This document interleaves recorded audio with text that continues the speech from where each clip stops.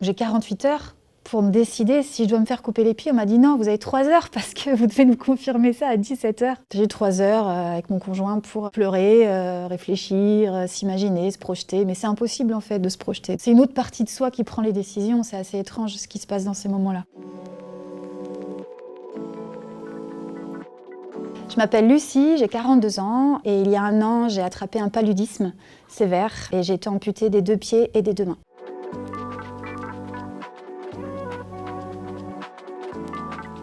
Une semaine après être revenue en France, j'ai commencé à faire un malaise. Je suis tombée dans les pommes, je me suis dit allez, c'est pas grave. J'ai commencé à ressentir un état grippal et puis je me suis couchée avec un Doliprane. Ça n'allait pas mieux, j'ai refait un malaise derrière. Là, mon conjoint m'a dit non mais là il faut aller chez le docteur, quoi. Il faut que tu te fasses examiner. Ça s'est enchaîné assez rapidement finalement. On m'a conduit aux urgences et puis là, le diagnostic a été posé en quelques heures.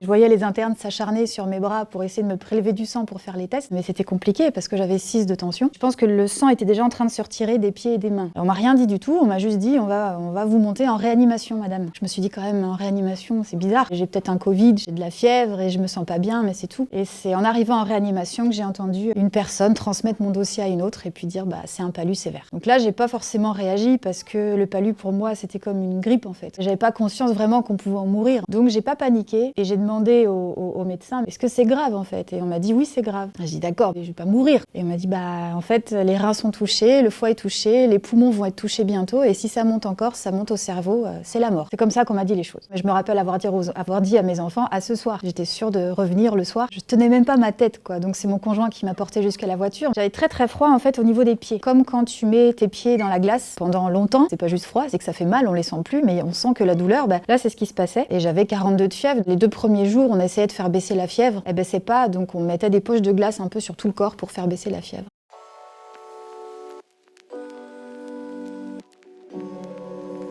Ils ont compris assez rapidement que la nécrose était en train de démarrer. Le sang se retirait des pieds et des mains pour protéger les organes vitaux. La douleur allait être pas tenable. Pour pouvoir supporter les traitements, il faut quand même que vous ayez un patient qui reste calme. Mes reins s'étaient arrêtés, j'étais sous dialyse, je respirais plus, mes poumons s'étaient arrêtés aussi, donc j'étais sous respirateur artificiel. Il vaut mieux endormir la personne à ce moment-là, plutôt que de la laisser dans cet état de souffrance. L'amputation, elle a été évoquée quelques jours après mon réveil. Quelque part, j'avais déjà dû comprendre pendant mon coma parce que j'ai pas été surprise. Et c'est au fil des jours où là, on a commencé à me faire rencontrer des spécialistes, où là, je me suis dit, non seulement c'est ça, et en plus, c'est maintenant. C'est comme ça que j'ai compris. On vous laisse le choix, oui et non. Ils font leur boulot, c'est-à-dire qu'ils vous disent clairement les choses. Nous, on pense qu'il faut amputer. Libre à vous de ne pas le faire. Si on vous ampute pas, vous risquez la septicémie. Je me suis dit, est-ce que je peux prendre encore ce risque? Et je me suis dit, non, je prends pas ce risque. Les pieds, en fait, j'ai eu 3 heures pour me décider, parce que j'ai vu le chirurgien un mercredi. On m'a dit qu'il y avait un créneau de libre le vendredi. Donc j'ai 48 heures pour me décider si je dois me faire couper les pieds. On m'a dit non, vous avez 3 heures parce que vous devez nous confirmer ça à 17 heures. J'ai eu 3 heures avec mon conjoint pour pleurer,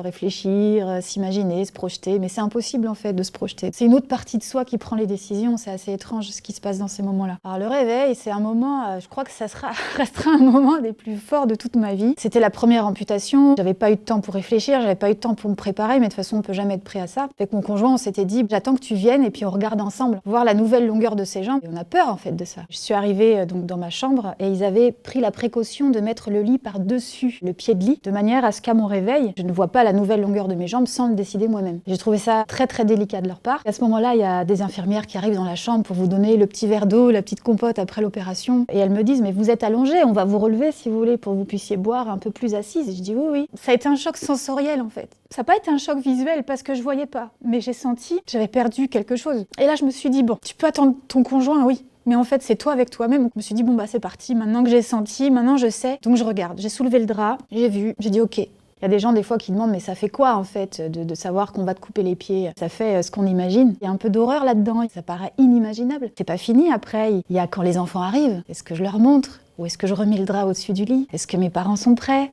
En fait, c'est plein de choses comme ça.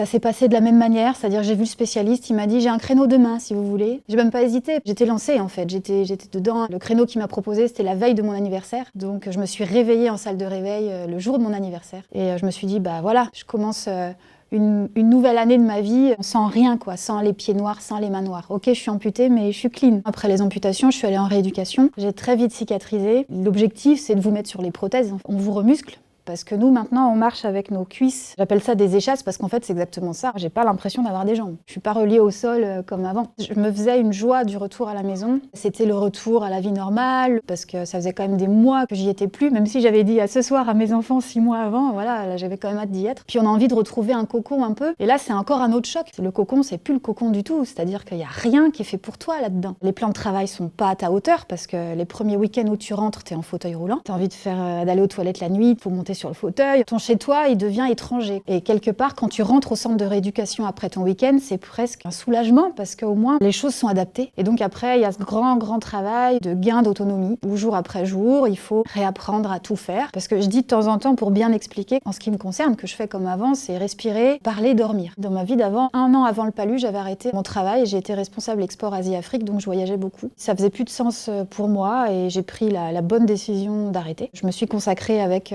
mon conjoint à la danse et à la musique. Donc aujourd'hui, c'est quand même des projets qui sont remis en question. Qu'est-ce que je veux faire demain? J'en ai strictement aucune idée. C'est pas le moment. Il faut que je réapprenne à vivre, il faut que je prenne soin de moi parce que c'est pas quelque chose que j'ai vraiment fait dans ma vie. Ce qui est assez bizarre, c'est que j'ai jamais fait autant confiance à la vie que depuis ce qui m'est arrivé. Je peux même pas dire que je suis plus malheureuse qu'avant ou que je suis déprimée ou que je veux plus vivre. Évidemment, c'est des choses que j'ai dites parce qu'il fallait que la colère sorte. Ça fait 1 an maintenant, cette phase, elle est, je pense, révolue. Je suis pleine d'espoir pour l'avenir.